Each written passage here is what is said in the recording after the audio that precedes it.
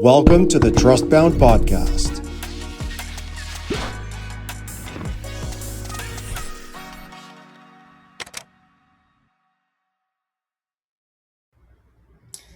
All right. So this breakdown is going to feel a little different because Walter Cervantes comes from a completely different world than every other guest we've had so far. He's not a founder telling a relationship story, but rather he's a RevOps guy. He builds the systems, he builds the architecture, and the back end of how go to market actually runs. And perspective, his perspective gave us one of the most powerful framings yet. He said, trust is the biggest signal that exists. And then he called a trusted referral an exploding sun temperature lead, not a hot lead, an exploding sun. If that doesn't immediately make you think principle 5, signal over noise, you haven't been paying attention. So this episode is anchored in principle 5, but it also hits principle 3, which is, again, context is currency, and it hits it hard. And it also shows us principle 1, which again is trust before transaction, through a completely different lens. So in Walter's world, everyone is chasing signals, job changes, funding rounds, website visits, content downloads. Companies build scoring models, automation, entire workflows around capturing and acting on these intent signals.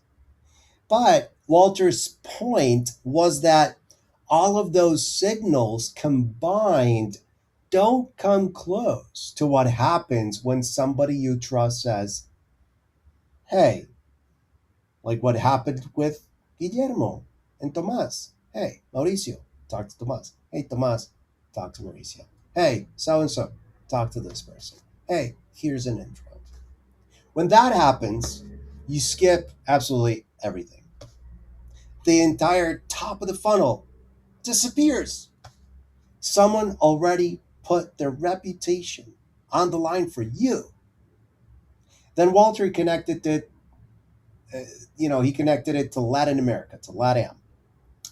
He said that this is how business has always worked in LATAM. And me being Colombian, being from LATAM, I, of course, know that this is true. It's all about relationships. It's all about trust. It's all about personal connections. But it's never been formalized. Never. It's never been formalized. It's never been measured. It's never been treated as a real go-to-market motion. And that's the principle 5 gap. We built multi-billion dollar technology and the categories within those companies for intent signals.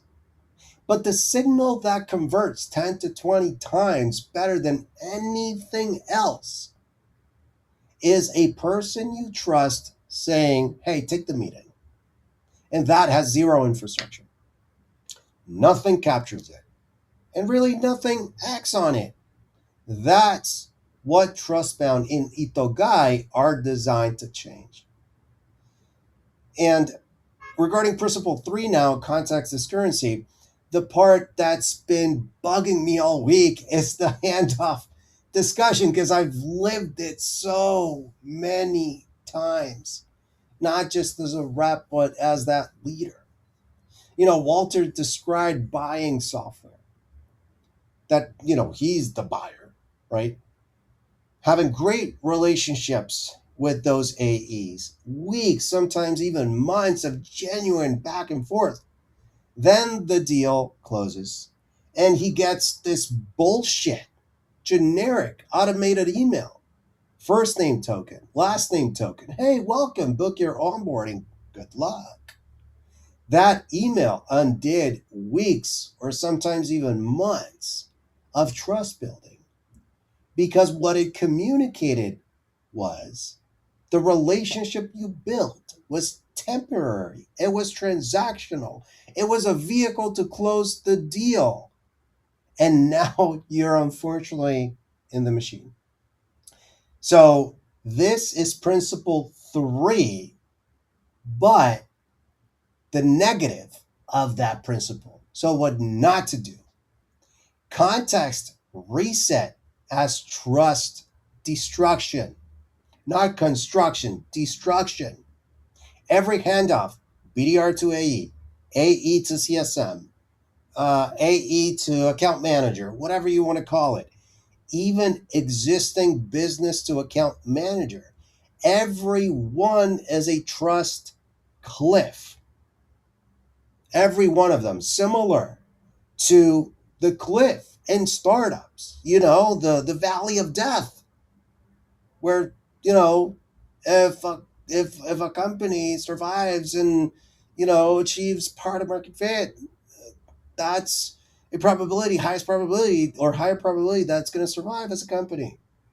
It is the same thing with trust. Every one of these is a trust cliff.